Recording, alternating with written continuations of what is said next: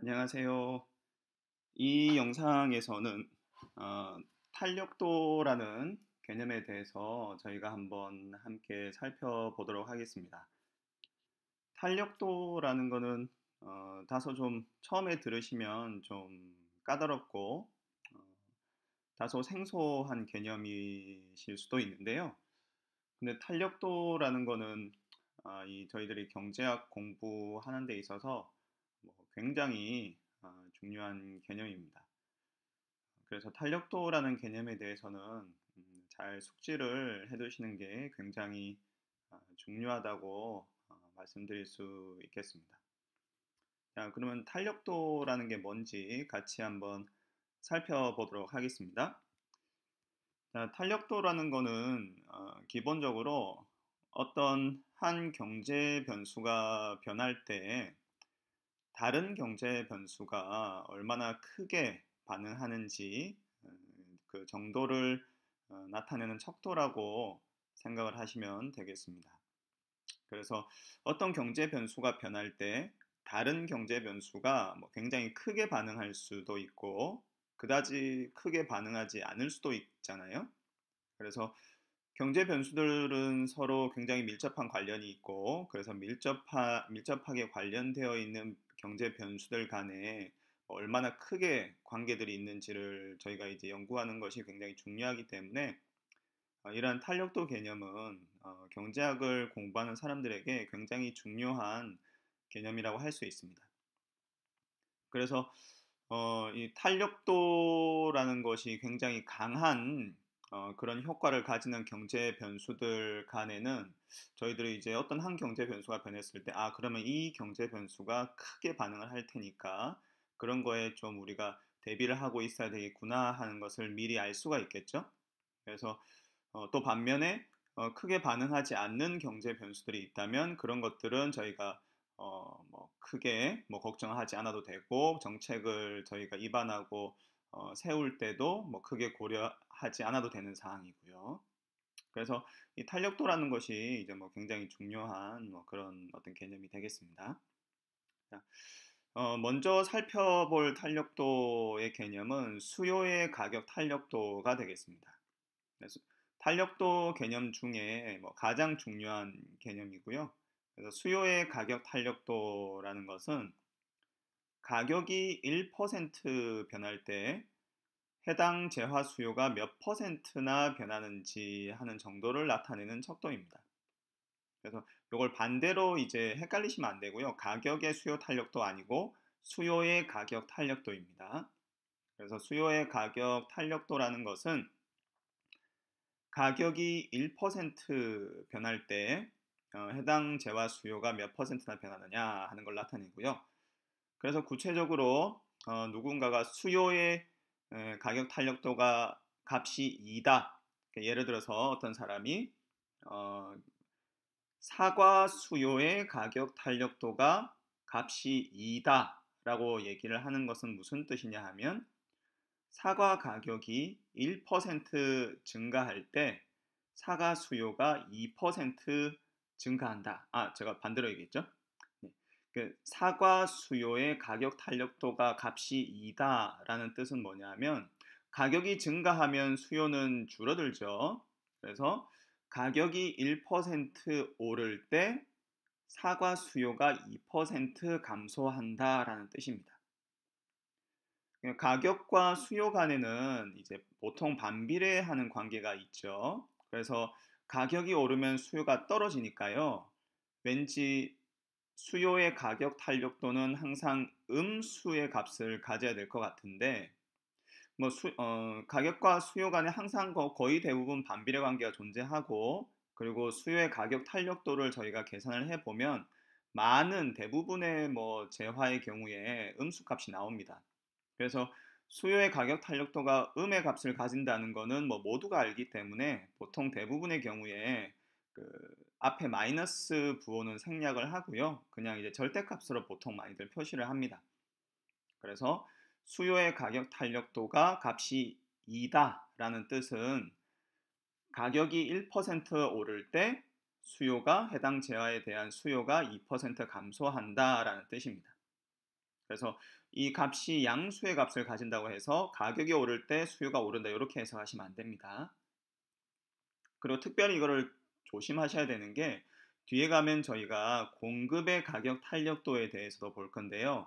그때는 가격이 오르면 공급은 보통 일반적으로 증가하잖아요. 그래서 그때는 이 공급의 가격 탄력도 값이 그때도 항상 플러스인데 어, 그래서 수요의 가격 탄력도가 플러스 값이고 공급의 가격 탄력도가 플러스 값이니까 뭐 가격이 오르면 수요가 오르고 가격이 오르면 공급이 오르고 그런 거냐? 뭐 그렇게 이제 혼동하시면 안 됩니다.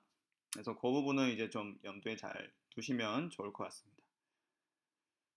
그리고 이제 이 값들을 뭐 다양한 재화에 대해서 저희들이 이 수요의 가격 탄력도 값들을 저희가 계산을 할 수가 있는데요. 그 값을 계산을 해서 이제 1보다 값이 크면 저희가 어, 그 탄력적이다, 수요가 탄력적이다라고 얘기를 하고요. 1보다 작으면 수요가 비탄력적이다라고 얘기를 합니다. 그래서 예를 들어서 사과 수요의 가격 탄력도를 저희가 계산을 했을 때 값이 2가 나왔다. 그러면 저희가 사과 수요가 탄력적이다라고 얘기를 하고요. 그때는 어, 탄력적이라는 것은 가격이 오르는 것보다 수요가 떨어지는 폭이 굉장히 크다는 뜻이죠. 그래서 값이 2라는 것은 가격이 1% 오를 때 수요가 2% 떨어진다는 거니까요. 이 값이 크면 클수록 소비자들의 수요가 가격 변화에 더 민감하게 반응을 한다는 뜻이 되겠죠. 1보다 작은 값을 가진다면 이건 비탄력적이다. 예를 들어서 저희가 뭐 어떤 핸드백 수요에 대한 가격 탄력도를 계산을 했더니 값이 0.3이 나왔어요. 예를 들어서. 그럼 그건 무슨 뜻이냐면 핸드백 가격이 1% 오를 때 수요가 0.3% 떨어진다. 뭐 그런 뜻이 되겠죠. 그래서 이런 경우에는 이제 뭐 핸드백 수요가 비탄력적이다라는 뜻이겠죠. 즉 이제 핸드백에 대한 수요가 가격 변화에 크게 반응하지 않는다. 뭐 그런 뜻이 되겠습니다. 그래서 이걸로부터 저희가 많은 얘기들을 해볼 수 있겠는데요. 뭐 어떤 재화가 수요가 탄력적이고 어떤 재화가 수요가 비탄력적일까요? 그냥 생각을 해보시면 뭐 예를 들어서 이제 한국 사람들 같은 경우에는 쌀이 주식이잖아요. 뭐 요즘 젊은 사람들은 뭐 쌀 별로 뭐 안 먹을 수도 있습니다. 밀가루 많이 먹고 햄버거 뭐 그런 거 많이 먹을 수도 있으니까요. 그러나 뭐 일반적으로 뭐 오랫동안 한국 사람들은 이제 쌀이 주식이었으니까요. 그래서 쌀은 뭐 가격이 좀 뭐 높더라도 사서 먹어야 되고 가격이 떨어진다고 해서 뭐 예전에 쌀 밥 한 그릇 먹던 거를 뭐 두 그릇 갑자기 먹고 뭐 그러지는 않죠. 그래서 쌀 수요는 굉장히 안정적이다라고 저희가 일반적으로 볼 수가 있겠고요. 그러면 가격이 변한다고 해서 쌀 수요가 그렇게 크게 반응할 것 같지는 않아요. 그래서 실제로 쌀이라든가 이러한 생필품 같은 경우는 이 해당 상품들의 수요의 가격 탄력도를 저희가 계산을 해보면 많은 경우에 비탄력적으로 나옵니다. 즉 이제 그 값이 1보다 작게 나와요. 그리고 이제 생필품이 아닌 경우 그래서 뭐 있어도 그만 아니어도 그만 뭐 그런 상품들이 있죠. 뭐 그런 상품들의 경우에는 이제 가격이 오르면 수요가 크게 반응할 수 있겠죠. 가격이 오르면 사람들이 야 이거 굳이 뭐 지금 당장 필요 없으니까 뭐 안 사도 되겠다. 그래서 수요를 안 하게 되고 그래서 가격이 오를 때 수요가 크게 떨어지는 식으로 반응을 할 수 있겠죠. 그래서 이런 경우에는 해당 상품들의 수요의 가격 탄력도를 저희가 계산을 해보면 1보다 큰 그래서 수요가 탄력적으로 나타나는 경우를 저희가 많이 볼 수 있겠습니다. 그럼 이러한 탄력도에 대해서 저희가 이제 좀 말씀을 나누었는데요. 그래프를 보면서 좀 더 구체적으로 저희가 살펴보도록 하겠습니다. 이 그래프를 보시면요. 이제 수요 곡선이 3개가 표시가 되어 있습니다. 자, 수요 곡선이 3개가 표시가 되어 있는데요. 딱 보시면 가장 큰 차이점이 뭔가요? 보시는 것처럼 이제 수요 곡선이 오른쪽으로 갈수록 점점 더 이제 평평해지고 있죠. 자, 그게 뭘 뜻하나요?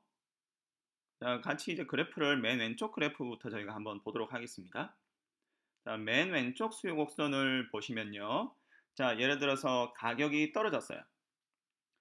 자, 가격이 떨어졌더니 사람들, 소비자들의 수요가 어떻게 변하고 있죠? 수요가 안 변해요. 이 경우에는. 그래서 이 경우에는 지금 수요 곡선이 수직선으로 표시되어 있어요. 그래서 이건 무슨 뜻이냐면 어, 이 해당 재화에 대한 수요가 항상 고정적이라는 뜻이죠. 그래서 예를 들어서 이거는 어떤 굉장히 사람들 생존에 필요한 어떤 필수재 혹은 뭐 생필품에 대한 수요를 보여주는 수요 곡선이다. 이렇게 생각하실 수 있겠죠. 그래서 가격이 뭐 굉장히 비싸더라도 내가 생존을 위해서는 이거를 꼭 수요를 해야 되고 가격이 떨어지더라도 뭐 굳이 내가 뭐 더 수요할 필요는 없는 뭐 그런 재화. 그래서 그런 어떤 재화의 경우에는 저희가 이 그래프에서 보는 것처럼 수요 곡선이 지금 수직선으로 표시되어 있고요. 그래서 가격이 변한다고 하더라도 수요에는 변화가 없죠. 그래서 이 경우에는 이제 저희가 수요의 가격 탄력도를 계산을 해보면 값이 어떻게 나올까요? 가격이 1% 증가할 때 수요가 몇 퍼센트나 변하죠, 이 경우에? 전혀 변하지가 않죠. 그래서 0%입니다. 가격이 1% 오를 때 수요는 0% 변해요. 그래서 이 경우에는 수요의 가격 탄력도를 계산을 해보면 값이 0이 나오겠죠. 그리고 이런 경우에는 저희가 뭐라고 부른다. 자, 1보다 작으니까 값이 1보다 작으니까 지금 수요가 비탄력적인 그런 상황이죠. 특히 이런 경우에는 값이 0이죠. 그래서 저희가 이런 때는 수요가 완전 비탄력적이다 이렇게 얘기를 합니다. 자, 그러면 두 번째 중간에 있는 그래프를 한번 보시겠습니다. 두 번째 나오는 이 중간에 있는 그래프를 보시면요. 자, 첫 번째 그래프와 마찬가지로 가격이 떨어졌어요. 가격 폭도 동일해요. 가격이 떨어지는 폭도 동일해요. 그래서 가격 변화율을 계산해 보면 똑같은 값이 나오겠죠. 그래서 첫 번째나 두 번째나 세 번째 그래프 모두 가격 변화율은 지금 똑같은 상황이에요. 두 번째 그래프를 보시면 이제 가격이 떨어졌을 때 저희가 알고 있는 것처럼 가격과 수요 간의 반비례 관계가 존재하기 때문에 지금 보시는 것처럼 수요가 늘어나고 있죠. 그래서 이제 첫 번째 그래프에서는 가격이 1% 변할 때 수요가 전혀 변하지 않아서 수요의 가격 탄력도를 계산을 해보면 값이 0이 나오는데 이 중간 그래프 같은 경우는 가격이 떨어질 때 수요가 증가하는 모습을 보이고 있기 때문에 일반적인 수요 곡선이죠. 그래서 수요의 가격 탄력도를 계산해 보면 뭐 일정한 값이 나오겠죠. 자, 마지막으로 세 번째 그래프 보시면요. 자, 지금 세 그래프 모두 아까 말씀드린 것처럼 가격이 떨어지는 정도는 다 똑같아요. 그래서 가격 변화율은 다 똑같은 상황인데 맨 마지막 그래프 보시면 수요가 아주 크게 변하고 있죠. 그래서 지금 첫 번째, 두 번째, 세 번째 그래프 오른쪽으로 가면서 보시면 동일한 가격 변화율에 대해서 수요가 오른쪽으로 갈수록 더 크게 반응하고 있는 것을 저희가 알 수가 있습니다. 그래서 수요의 가격 탄력도 값을 계산을 해보면 오른쪽으로 갈수록 더 큰 값이 나오겠구나 하는 것을 저희가 알 수가 있겠습니다. 그래서 수요의 가격 탄력도가 점점 높아질수록 수요 곡선의 형태가 어떻게 되겠구나 하는 것을 저희가 이로부터 유추를 해볼 수 있겠죠. 그래서 수요 곡선이 점점 수직선에 가까워질수록 수요의 가격 탄력도 값은 점점 줄어들 테고요. 그래서 극단적으로는 0의 값을 가지겠죠. 수직선이 되면. 그리고 수요 곡선이 점점 평평해질수록 그래서 오른쪽 그래프로 점점 갈수록 평평해질수록 수요의 가격 탄력도를 계산을 해보면 값이 점점 큰 값이 나오겠죠. 그리고 지금 이 그래프에는 표시되어 있지 않지만 그래프가 평평해지면서 점점 극단적으로 평평해지면 어떤 모습을 보일까요? 그때는 수요 곡선이 완전 수평이 되는 그런 모습을 저희가 생각을 해볼 수가 있겠습니다. 그래서 이제 수요 곡선이 완전히 수평이 된다고 생각을 해보세요. 아주 극단적인 케이스죠. 그럼 그런 경우는 수요의 가격 탄력도를 계산을 해보면 값이 어떤 값이 나올까요? 수요의 가격 탄력, 이 수요 곡선이 극단적으로 수평선의 형태를 띈다라고 하면 저희가 어떻게 생각을 할 수 있냐면 가격이 조금만 변해도 수요가 엄청 크게 변하겠죠? 극단적으로 무한히 변하겠죠. 만약에 수요 곡선이 극단적으로 수평선이 되면요. 그래서 그 경우에는 수요의 가격 탄력도를 계산해 보면 뭐 무한대의 큰 값이 나오겠죠. 그 경우에는 그런 극단적인 경우에는 저희가 뭐라고 얘기하냐면 이 해당 재화의 수요가 완전 탄력적이다 이렇게 얘기를 합니다. 그래서 저희가 종합을 해보면 수요 곡선이 수직선에 가까워질수록 점점 더 비탄력적이 되는 거죠, 수요가. 그래서 극단적으로 가면 완전 비탄력적인 수직선 수요 곡선을 저희가 생각을 해볼 수가 있고요. 수요가 점점 탄력적으로 변할수록 수요 곡선은 점점 평평해지고 극단적으로 가면 완전 수평선이 되고 그 경우에는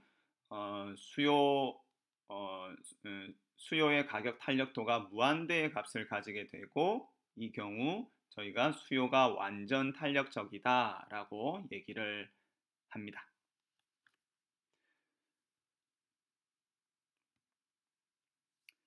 자, 그러면 이제 이런 탄력도 개념을 저희가 다양하게 좀 생각을 해볼 수가 있는데요. 자, 예를 들어서 이제 요즘에는 이제 특히나 21세기 들어서면서 기업들이 이제 생산 공정 현대화라든가 오타가 있네요. 죄송합니다. 새로 원이 아니고 새로 운이죠. 죄송합니다. 생산 공정 현대화 및 그리고 어떤 새로운 기술 특허 출원이라든가 뭐 이런 거에 사실 기업들이 굉장히 신경을 많이 씁니다. 그래서 R&D 투자 같은 것도 요즘에는 굉장히 많이들 하고 있죠. 그래서 기업이 점점 더 이제 R&D 투자도 많이 하고 새로운 기술 개발이라든가 이제 뭐 그런 거에 어, 많이 기업들이 투자를 하고 있는데요. 자, 이러한 기업들의 투자들이 R&D 투자가 특별히 장기적으로 기업의 수익성 향상에 도움이 될까 하는 질문이 있습니다. 굉장히 기본적인 근본적인 질문이 되겠죠. 단기적으로는 이제 새로운 기술을 그리고 새로운 생산 공정을 개발하는 기업이 단기적으로는 뭐 수익성이 높아질 수 있습니다. 물론 이제 R&D 투자를 생각을 해보면 단기적으로는 딱히 결과가 안 나오니까 이제 수익성 향상에는 뭐 단기적으로는 도움이 안 된다고 볼 수도 있겠죠. 그러나 좀 생각을 해보시면 이제 어느 정도 기간이 지나면 R&D 투자로부터 새로운 기술이라든가 어떤 그런 것들을 저희가 생각을 해볼 수가 있으니까 그래서 이제 단기적으로 보면 기업들의 어떤 수익성 향상에 도움이 된다는 것은 저희가 뭐 알 수 있겠습니다. 그러나 아주 장기적으로 생각을 해보면 과연 어떻게 우리가 생각을 할 수 있을까? 이러한 질문에 대한 답을 저희가 생각을 할 때 아주 중요한 부분이 해당 재화에 대한 수요의 가격 탄력도가 굉장히 중요하다는 사실입니다. 자, 그래서 이제 저희가 이 탄력도 개념이 굉장히 중요하다는 말씀을 드리는 건데요. 자, 왜 그런지를 이제 그래프를 보면서 저희가 좀 더 살펴보도록 하겠습니다.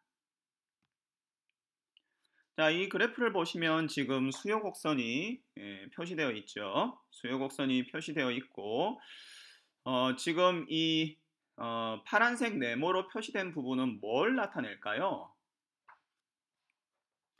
지금 숫자가 두 개가 있는데요. 4라는 숫자가 있고 3이라는 숫자가 있죠. 4는 가격이고 3은 총 수요량이죠. 그래서 가격이 4라면 이 시장에서 총 수요가 3이다라는 걸 나타내는데요. 그래서 지금 이 4와 3이라는 숫자 두 개로 저희가 이렇게 파란색 네모 직사각형을 생각을 해볼 수가 있습니다. 자, 그럼 이 직사각형은 뭘 나타내죠? 자, 한편으로는 소비자들의 총 지출을 나타냅니다. 자, 가격이 4예요. 그리고 사람들이 총 3개를 구매를 한다면 4 곱하기 3 하면 어, 소비자들의 총 지출이 되겠죠. 해당 재화에 대한 소비자들의 총 지출을 나타내는 것이구나 하는 걸 저희가 알 수가 있습니다. 그래서 어, 이 그래서 이 파란색 네모는 한편으로는 소비자들의 이 해당 재화에 대한 총 지출액을 나타내는 거고요. 자, 또 다른 한편으로는 기업 혹은 생산자의 입장에서 보면 이 파란색 사각형은 총 수입이 되겠죠. 자, 기업 입장에서는 가격 4에 3개를 판 거잖아요. 소비자들이 3개를 샀다면은 생산자 입장에서는 3개를 판 거니까, 그래서 생산자 입장에서는 4원이라는 가격에 상품 3개를 판 거죠. 그래서 이 파란색 직사각형은 생산자 입장에서는 총 수입이 되겠습니다. 자, 그래서 여러분, 이 수요 곡선을 가지고 저희가 생산자들의 수입을 계산을 해볼 수가 있어요. 그리고 한 가지 재밌는 사실은 이 수요 곡선이 어떤 형태를 가지고 있느냐에 따라서 이 파란색 직사각형의 넓이가 변한다는 사실입니다. 즉, 생산자의 총 수입이 변한다는 거죠. 다음 슬라이드를 보면서 저희가 이 부분을 좀 더 정확하게 한번 살펴보도록 하겠습니다. 자, 이 슬라이드를 보시면 지금 이제 두 개의 수요 곡선이 표시가 되어 있는데요. 자, 이제 보시면 잘 아시겠죠? 자, 왼쪽 수요 곡선과 오른쪽 수요 곡선은 어떤 결정적인 차이가 있나요?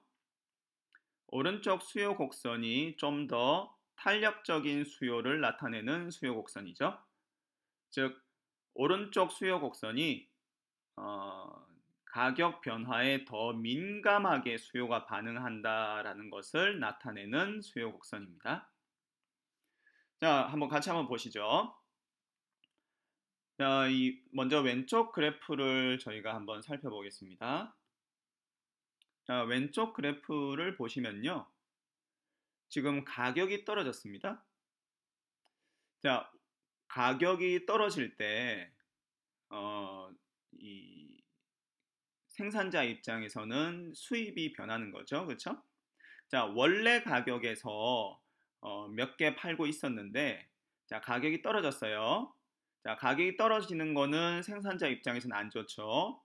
그런데 생산자 입장에서 좋은 건 뭐냐 하면 이제 소비자들의 수요가 늘어나서 더 많이 팔 수 있다는 건 좋죠. 자, 그래서 보시면 저희가 아까처럼 아까 요 앞에 그래프에서 보신 것처럼 이 각 가격과 수요량을 가지고 저희가 생산자들의 수입을 계산할 수가 있잖아요. 그래서 가격이 이렇게 떨어질 때 생산자들의 총 수입이 어떻게 변하는지를 저희가 생각을 해볼 수가 있습니다.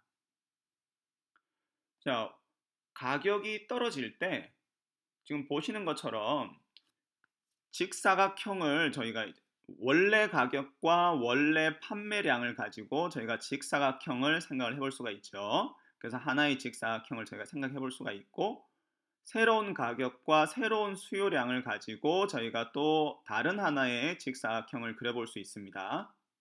자, 그러면 이 두 직사각형에 차이가 있죠?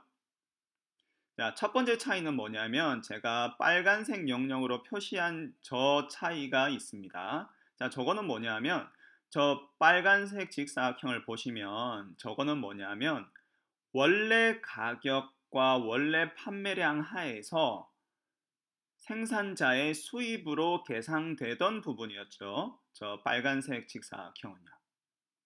자, 그런데 새로운 가격과 새로운 판매량 하에서는 저 빨간색 직사각형 부분은 더 이상 판매자의 수입으로 계상이 되지가 않습니다. 즉, 저 빨간색 직사각형 영역은 판매자 입장에서 보면 사라지는 수입이에요. 즉 판매자 입장에서는 저 빨간색 직사각형 영역만큼 수입이 없어지는 거죠. 자, 그런데 가격이 떨어지니까 수요가 좀 늘어났죠. 그래서 생산자 입장에서는 추가 수요만큼 판매량이 늘어나요. 그래서 그걸로 인해서 수입이 늘어나는 부분이 발생을 하게 됩니다. 그게 파란색 직사각형이죠. 그래서 파란색 직사각형 부분은 원래 가격과 원래 판매량 하에서는 수입으로 계상이 되지 않던 부분이에요. 그런데 그 부분이 가격이 떨어지고 그래서 새로운 가격과 새로운 판매량 하에서는 이제 수입으로 계상이 되는 거죠. 그래서 요약 정리를 하면 생산자 입장에서는 가격이 떨어질 때, 시장에서 가격이 떨어질 때 빨간색 직사각형 영역만큼 수입이 없어지고 파란색 직사각형 영역만큼 수입이 새로 생겨나게 됩니다. 그래서 이 두 개를 비교를 해보면 지금 그래프를 보시면 빨간색 영역이 훨씬 더 크죠? 빨간색 영역이 파란색 영역보다 훨씬 더 큽니다. 그게 뭘 뜻할까요? 가격이 떨어질 때 지금 생산자들의 총 수입이 줄어든다는 거죠. 왜? 이 수요 곡선이 어떤 수요 곡선이길래 이런 현상이 발생을 하는 걸까요? 아까 처음에 말씀드린 것처럼 왼쪽에 저희가 보고 있는 수요 곡선은 상대적으로 비탄력적인 그런 수요 곡선이죠. 그래서 여러분 이 첫 번째 그래프로부터 저희가 뭘 알 수 있냐면요. 자, 수요 곡선이 비탄력적이라고 생각을 해보세요. 그래서 비탄력적인 수요를 가지고 있는 수요 곡선이에요. 자, 그런 경우라면 가격 변화에 소비자들의 수요가 민감하게 반응을 하지가 않잖아요. 그렇죠? 자, 가격이 변할 때 생산자 입장에서 좋은 건 뭐냐면 자, 가격이 떨어질 때 생산자 입장에서 한 가지 좋은 점은 뭐였냐면 수요가 추가로 발생하는 거였잖아요. 그런데 수요 곡선이 비탄력적인 경우에는 그 효과가 그러한 긍정적인 효과가 지금 굉장히 제한적으로 발생을 하는 거예요. 수요 곡선이 비탄력적이기 때문에 가격이 떨어질 때 수요가 늘어나기는 하는데 별로 크게 늘어나지가 않는 거죠. 그래서 생산자 입장에서 좋은, 즉 추가 수요로 인해서 수입이 늘어나는 그러한 긍정적인 효과가 상대적으로 제한적으로 나타나고 있기 때문에 수요 곡선이 비탄력적인 경우에는 가격이 떨어질 때 생산자의 수입이 줄어든다라는 것을 저희가 알 수가 있습니다. 그래서 생산자 입장에서는 시장에서 가격이 떨어지는 것은 굉장히 악몽 같은 이야기가 될 수가 있겠죠. 자, 그런데 또 이렇게 생각하실 수도 있어요. 아니, 생산자 입장에서는 가격이 높은 게 무조건 좋은 거지. 그래서 가격이 떨어지면은 모든 생산자한테 항상 악몽인 거 아닌가? 이렇게 생각하실 수도 있는데요. 꼭 그렇지만은 않습니다. 왜냐하면 오른쪽 그래프를 보시면 우리가 그, 그 부분에 대해서 좀 더 얘기를 나눠볼 수가 있는데요. 자, 오른쪽 그래프는 아까 말씀드린 것처럼 자, 이 오른쪽 그래프에 나타난 수요 곡선은 왼쪽 수요 곡선보다는 상대적으로 좀 더 탄력적인 수요를 나타내는 수요 곡선이죠. 자, 이 경우에 아까 저희가 왼쪽 그래프를 가지고 했던 논의를 똑같이 한번 해보면요. 자, 가격이 떨어졌어요. 자, 가격이 떨어지면 생산자 입장에서는 이 빨간색 영역만큼 수입이 줄어들죠. 그래서 저 빨간색 영역이 원래는 생산자의 수입으로 계상되던 부분이었는데 더 이상 이제 생산자의 수입 일부로 계상이 되지가 않아요. 그래서 생산자 입장에서는 빨간색 영역만큼 수입이 사라집니다. 그러나 반면에 가격이 떨어져서 수요가 늘어나기 때문에 그렇게 새로 생긴 수요로 인해서 수입이 늘어나는 효과가 발생을 하는데 그게 바로 파란색 직사각형이죠. 자, 이제 보시면 파란색 직사각형이 더 커요. 그렇죠? 파란색 직사각형이 빨간색 직사각형보다 더 큽니다. 이게 무슨 말이죠? 수입이 줄어드는 것보다 수입이 늘어나는 효과가 지금 더 큰 거예요. 그래서 결국 이 시장에서 가격이 떨어질 때, 이 시장에서 가격이 떨어질 때 지금 생산자의 총 수입이 어떻게 되는 거죠? 늘어나는 거죠. 그렇죠? 그래서 이 왼쪽 그래프와 오른쪽 그래프를 비교를 해보면 왼쪽 그래프에서는 가격이 떨어질 때 생산자의 수입이 줄어들었어요. 근데 오른쪽 그래프에서는 가격이 떨어질 때 생산자의 수입이 늘어나는 모습을 볼 수가 있습니다. 그리고 한 번 더 강조해서 말씀드리면 가격이 떨어지는데 왜 생산자의 수입이 늘어날 수가 있죠? 그건 왜 그러냐면 수요 곡선이 상대적으로 탄력적인 경우라면 가격이 떨어질 때 수요가 크게 반응을 해서 새로운 수요가 시장에 많이 유입이 되는 거죠. 그러다 보니 그 새로운 수요를 바탕으로 생산자들의 수입이 늘어나는 효과가 굉장히 크기 때문에 시장 가격이 떨어질 때 오히려 생산자의 수입이 늘어나는 게 가능합니다. 그래서 생산자 입장에서는 수요의 탄력도가, 특히 수요의 가격 탄력도라는 게 굉장히 이제 중요하죠. 그래서 이제 이러한 이유 때문에 이제 여러 기업에서는 소비자 뭐 수요 조사, 기호 조사 이런 거 되게 많이 하잖아요. 그래서 그런 어떤 조사들을 바탕으로 소비자들의 수요 곡선이 비탄력적이냐, 탄력적이냐, 만약에 탄력적이라면 그 값이 뭐 2냐, 3이냐 이런 것들을 기업들이 알아내려고 이제 노력하는 이유가 바로 이제 그런 이유라고 할 수가 있습니다. 그래서 지금 이 슬라이드에서 이 수요의 가격 탄력도라는 개념이 생산자들에게 왜 그렇게 중요한지를 저희가 알 수가 있겠습니다. 다음 슬라이드 보시면요. 자, 이제 저희가 탄력도라는 개념에 대해서 저희가 살펴보고 있는데요. 이 탄력도라는 개념이 이제 저희가 처음에 살펴본 건 수요의 가격 탄력도였는데요. 자, 수요의 가격 탄력도만 있는 게 아닙니다. 또 중요한 개념은 수요의 소득 탄력도예요. 자, 수요의 소득 탄력도라는 건 뭐냐면 소득이 1% 변할 때 이 해당 재화의 수요가 몇 퍼센트나 변하는지를 나타내는 개념입니다. 그래서 예를 들어서 이제 수요의 소득 탄력도가 3이에요. 저희가 계산을 해봤더니 사과 수요의 소득 탄력도가 값이 3이다. 예를 들어서. 그게 뭘 의미하냐면 소비자들의 소득이 1% 늘어나면 사과 수요가 3% 늘어난다라는 뜻입니다. 자, 그래서 이제 소득과 수요 간에 어떤 관계가 있는지 하는 것을 나타내는 개념이 바로 이 수요의 소득 탄력도라는 개념이 되겠습니다. 자, 그러면 자, 한 가지 질문은 자, 소득이 늘어나면 그 해당 재화의 수요는 항상 늘어나겠죠, 그렇죠?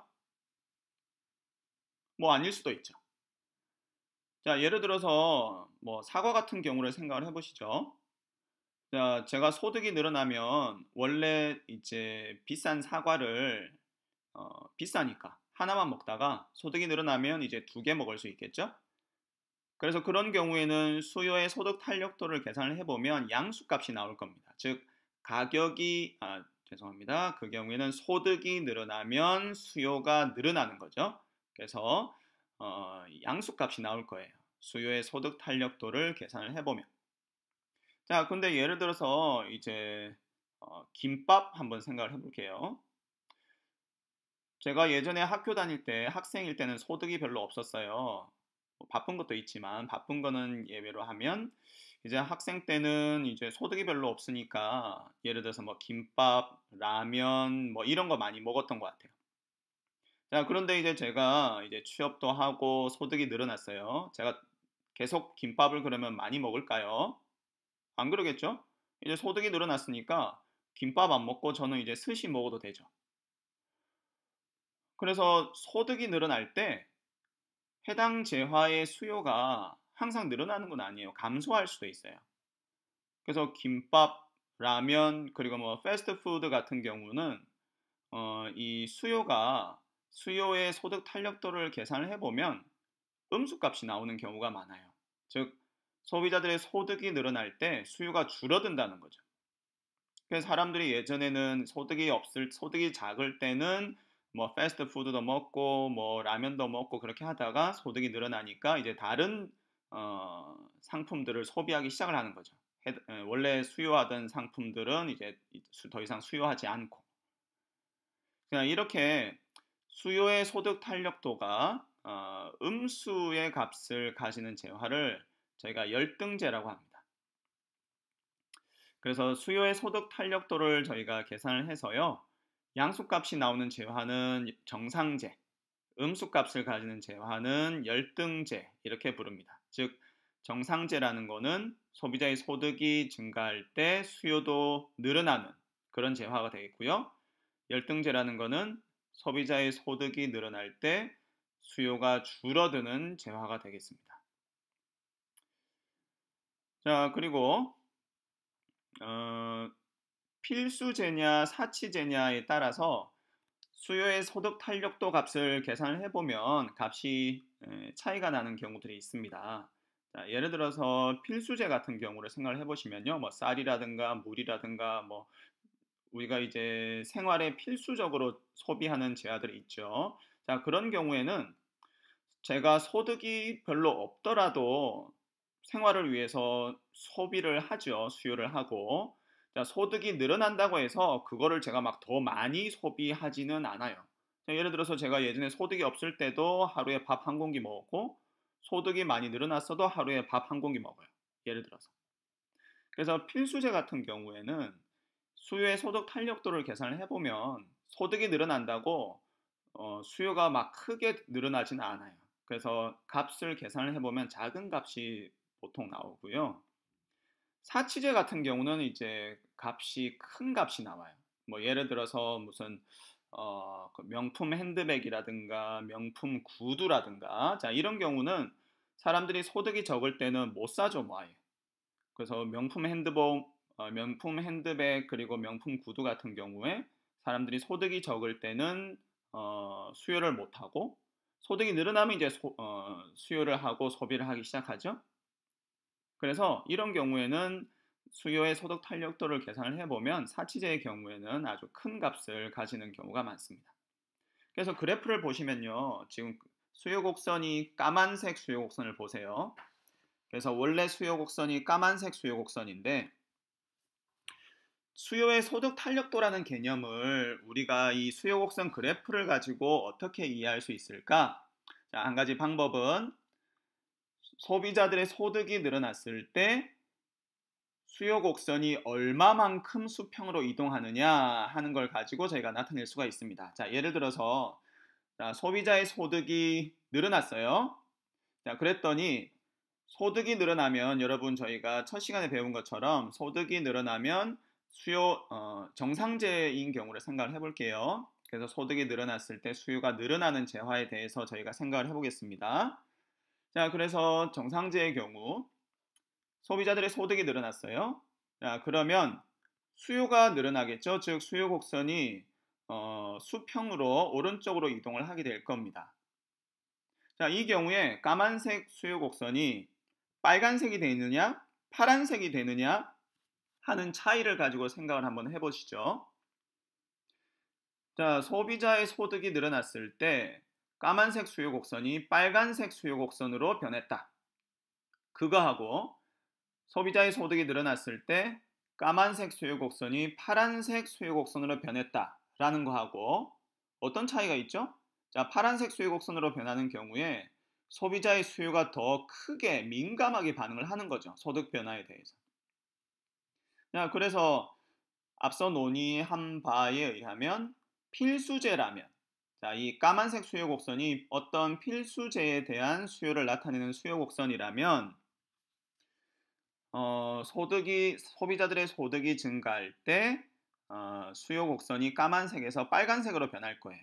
왜냐하면 저희가 필수재의 경우에는 수요가 소득에 대해서 민감하게 반응하지 않는다고 말씀드렸으니까요. 그러나 반대로 사치재 같은 경우에는 수요가 소득에 민감하게 반응을 하고 수요의 소득 탄력도 값이 큰 값이 나오기 때문에 이 까만색 수요 곡선이 어떤 사치재 상품에 대한 수요 곡선이라면 소비자들의 소득이 증가할 때 까만색에서 파란색 수요 곡선으로 변하겠구나 하는 것을 저희가 생각을 해볼 수가 있겠습니다. 그래서 수요의 소득 탄력도라는 개념 저희가 생각을 해봤고요. 그래서 이 수요의 소득 탄력도라는 개념도 굉장히 중요한 개념이 되겠습니다. 그리고 만약에 지금 여기 그래프에서는 저희가 정상재를 가지고 말씀을 드렸죠. 만약에 저희가 생각하는 재화가 열등재라고 하면 그 경우에는 소득이 증가할 때 수요가 줄어드니까요. 그 경우에는 수요 곡선이 왼쪽으로 이동하는 정도를 가지고 수요의 소득 탄력도 정도를 저희가 생각을 해볼 수가 있겠습니다.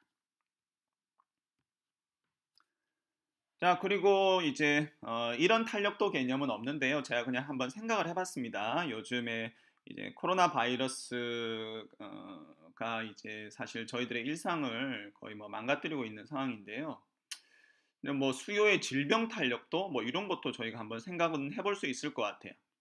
그럼 수요의 질병 탄력도라는 거는 그러면 뭐냐? 코로나 바이러스 감염률이 뭐 1% 증가할 때 해당 재화의 수요가 뭐 몇 퍼센트나 감소하는가 뭐 그런 걸로 저희가 한번 생각을 해볼 수도 있을 것 같아요. 자, 근데 이제 수요의 질병 탄력도 이런 개념은 없습니다. 그냥 저희가 한번 재미로 생각을 한번 해보는 거예요. 자, 그래 생각을 해보시면 코로나 바이러스 감염률이 1% 증가하면 수요에 어떤 영향이 있을까요? 일단은 사람이 아프면 수요가 줄어드는 효과가 있죠. 예를 들어서 이제 고기 먹던 사람도 아프면 이제 조심해야 되니까 고기 못 먹잖아요. 그래서 아프기 때문에 수요가 줄어드는 효과가 있을 거고. 그래서 예를 들어서 이 효과 때문에 원래 까만색 수요 곡선이 빨간색 수요 곡선으로 이렇게 변하는 거죠. 사람들이 아프기 시작하니까 수요가 줄어들어요. 자, 그런데 그게 끝이 아니에요. 사람들이 일을 못하고 그러다 보니 소득이 감소를 하죠. 그래서 소득 감소로 인해서 수요가 줄어드는 효과도 있을 거예요. 그래서 이거는 수요의 소득 탄력도 효과죠. 저희가 바로 앞에서 살펴본. 그래서 소득 감소로 인해서 수요가 줄어드는 효과도 저희가 생각해 볼 수가 있고. 그래서 빨간색 곡선으로 이동한 거에 그치는 게 아니라 그게 더 왼쪽으로 이동을 해서 녹색 수요 곡선까지 변해가는 거죠. 그리고 사람들이 나는 안 아파요. 나는 코로나 바이러스에 아직 감염은 안 됐어요. 그런데 요즘에 다들 외출 금지를 하고 있으니까요. 외출 금지하다 보니 밖에 나가서 상품을 사거나 수요하지 못하는, 그래서 외출 금지로 인해서 수요 감소하는 효과도 있겠죠. 그래서 그것 때문에 지금 그림에서 녹색 곡선으로 그치는 게 아니라 수요 곡선이 더 왼쪽으로 밀려나고 등등 이런 거를 저희가 또 생각을 해볼 수가 있습니다. 그래서 이 질병이 이 시장에서 수요에 어떤 영향을 미치느냐, 그래서 여러 가지 뭐 다양한 뭐 이런 복합적인 요인들을 저희가 생각을 해볼 수 있겠고요. 그래서 뭐 저희가 탄력도라는 개념을 배운 김에 이렇게 수요의 질병 탄력도 뭐 이런 개념도 저희가 한번 생각을 해볼 수가 있겠습니다.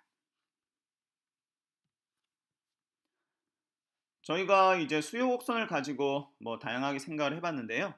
뭐 공급 곡선을 가지고도 저희가 마찬가지 논의들을 해볼 수가 있습니다. 공급의 가격 탄력도 이런 거 생각을 해볼 수가 있겠고요. 자, 공급의 가격 탄력도는 그러면 무슨 개념일까요? 가격이 1% 변할 때 해당 재화 공급이 몇 퍼센트나 변하는지를 나타내는 개념입니다. 그리고 마찬가지로 이 값이 1보다 크면 탄력적이라고 하고 1보다 작으면 비탄력적이라고 합니다. 자, 그래프를 보시죠. 첫 번째 그래프를 보시면요. 지금 공급 곡선입니다. 공급 곡선인데 지금 수직선으로 나타나 있죠. 자, 이 경우는 가격이 변하면 해당 재화의 공급이 어떻게 변할까요? 뭐 전혀 변하지가 않죠. 그래서 이런 경우는 지금 이제 공급량이 지금 고정되어 있어요. 공급량이 지금 고정되어 있는 재화라서 가격이 변한다고 공급을 막 늘리거나 할 수가 없는 그런 재화를 나타내는 공급 곡선입니다. 그래서 이 경우에는 가격이 1% 올랐어요. 그러면 공급이 변하지가 않죠. 공급은 변화량이 0이에요. 그래서 이 경우에는 공급의 가격 탄력도를 계산을 해보면 값이 0이 나올 거예요. 그래서 이런 경우에는 저희가 공급이 완전 비탄력적이다라고 얘기를 합니다. 그리고 이 두 번째, 세 번째 그래프로 옮겨갈 때 보실 수 있는 것처럼 공급 곡선이 점점 평평해지고 있죠. 그래서 중간에 공급 곡선을 보시면 이제는 가격이 오르면 공급량이 늘어나는 모습을 저희가 볼 수 있죠. 그래서 공급의 가격 탄력도를 계산을 해보면 뭐 일정한 값이 나올 거예요. 그래서 가격이 1% 늘었더니 공급이 5%가 늘었어요. 그러면 공급의 가격 탄력도는 값이 5예요. 그래서 공급 곡선이 점점 평평해질수록 공급의 가격 탄력도가 점점 큰 값을 가질 겁니다. 그러다가 평평해지고 평평해지고 평평해지다가 결국 극단적으로 가면 저희가 맨 오른쪽에서 볼 수 있는 것처럼 완전 수평선의 형태를 가지는 공급 곡선 저희가 생각을 해볼 수가 있겠죠. 그럼 이런 경우는 공급의 가격 탄력도를 계산을 해보면 뭐 무한대의 값이 나오겠죠. 가격이 조금만 오르면 공급이 무한히 늘어나는 거예요. 그래서 이런 경우에는 이제 뭐 극단적인 공급 곡선이긴 한데요. 그래서 이런 경우는 저희가 공급 곡선이 완전 탄력적이다 이렇게 얘기를 합니다. 그래서 저희가 이제 공급 곡선이라는 거를 이제 이렇게 생각을 해봤고요. 그리고 여기 한 가지 나중에 더 말씀드리겠지만 여기서 한 가지 말씀드리고 넘어갈 수 있는 사항은 저희가 이제 공급 곡선이라는 거를 저희가 생각을 해볼 때 결국 이게 다 데이터를 가지고 저희가 공급 곡선이라는 거를 생각을 하잖아요. 그래서 이제 가격이 요러요러 할 때 공급량이 얼마였구나, 가격이 요러요러 할 때 또 공급량이 얼마였구나 이렇게 저희가 데이터를 가지고 공급 곡선이라는 걸 제가 생각을 해보는 건데 저희가 이제 생각하는 이 데이터를 생각하는 기간이 길면 그래서 예를 들어서 저희가 이 데이터를 뭐 한 달 기간을 가지고 데이터를 모았어요. 그거하고 1년 혹은 뭐 10년 기간을 가지고 데이터를 모았어요. 그래서 그러한 기간의 차이가 나는 데이터를 가지고 저희가 공급 곡선을 생각을 해보면 어느 쪽이 공급 곡선이 더 탄력적인 상대적으로 더 탄력적인 형태를 띤 공급 곡선을 저희가 생각을 할 수가 있을까요? 기간이 긴 경우겠죠. 왜냐하면 짧은 기간에는 가격이 급격히 상승한다고 하더라도 공급이 따라서 급격히 증가하기는 어렵죠. 그러나 상대적으로 긴 기간이 주어지면 예를 들어서 1년 혹은 10년이라는 긴 기간을 가지고 제가 생각을 해보면 이제 시장에서 가격이 올랐어요. 그러면 생산자 입장에서는 뭐 기술 투자도 하고 공장 부지도 사고 그렇게 하면서 장기에는 이 상품 공급을 더 늘릴 수가 있으니까요. 그래서 저희가 장기간을 생각할수록 공급 곡선이 좀 더 평평한 형태를 가지는 공급 곡선이 되겠구나 하는 걸 저희가 알 수가 있고요. 즉 공급의 가격 탄력도 값이 점점 더 큰 값을 가지겠구나 하는 것을 저희가 알 수가 있습니다. 자, 그리고 이제 마지막 슬라이드를 가지고 저희가 이때까지 말씀드렸던 내용들을 종합을 한번 해보면요. 자, 이제 까만색 곡선 두 개를 보시면 지금 수요 곡선과 공급 곡선이 표시가 되어 있습니다. 그래서 수요 곡선, 공급 곡선이 만나는 지점에서 균형이죠. 시장 균형이 발생을 하고, 자, 시장 균형이 발생을 하면 그 시장 균형 하에서 시장 가격, 그리고 그 시장 가격 하에서 거래되는 수량을 저희가 생각을 해볼 수가 있습니다. 자, 그래도 그 상황 하에서 저희가 이제 소비자들의 총 지출 그리고 생산자의 총 수입을 저희가 생각을 해볼 수가 있겠죠. 자, 예를 들어서 이제 생산자들이 R&D라든가 이러한 어떤 기술 발전 그리고 새로운 생산 공정 이런 것을 통해서 이제 뭐 생산성이 늘어났어요. 그래서 생산자들의 생산성이 늘어나고 그리고 생산 비용이 줄어들고 뭐 이런 결과가 나오는 거죠. 자, 그러면 이 그래프에서 보시면 이러한 기술 발전을 통해서 어떤 효과가 나오냐 하면 공급 곡선이 우측으로 이동하는 효과가 결국 나오게 됩니다. 생산자들이 더 생산적이 되고 생산 비용이 줄어들고 하면 뭐 더 많이 생산을 할 수가 있는 거죠. 그래서 기술 발전이라는 걸 저희가 생각해 보시면 뭐 개별 생산자 입장에서는 기술 발전이라는 게 뭐 굉장히 이제 뭐 유익하고 이득이 되는 어떤 그런 사업 전략일 수 있는데, 자, 시장 차원에서 보면 지금 시장 공급 곡선이 우측으로 이동하는 효과가 발생을 하는 거죠. 그럼 어떻게 되죠? 자, 시장 균형이 변하죠. 시장 균형 자체가 지금 변하게 됩니다. 시장 균형 자체가 변하게 되고 지금 보시는 것처럼 시장에서의 균형 가격이 떨어졌죠. 그러면 새로운 시장 균형 하에서의 시장 가격 그리고 그 새로운 시장 가격 하에서 거래되는 수량을 저희가 볼 수 있고, 그러한 데이터를 가지고 저희가 소비자들의 총 지출 그리고 생산자들의 총 수입을 저희가 생각을 해볼 수가 있겠습니다. 그리고 이 그래프에서 보시는 것처럼 수요 곡선이 상대적으로 비탄력적인 수요 곡선이었어요. 자, 상대적으로 비탄력적인 수요 곡선이기 때문에 새로운 시장 균형 하에서 생산자들의 총 수입이 어떻게 되는 거죠? 줄어드는 거죠. 수요 곡선이 상대적으로 비탄력적인 그런 시장이었을 때 기술 발전, 새로운 생산 공정의 개발, R&D 투자 같은 것들을 통해서 시장에서의 공급량이 늘어날 때, 즉 시장 공급 곡선이 우측으로 이동할 때 생산자들의 총 수입은 줄어드는 거죠.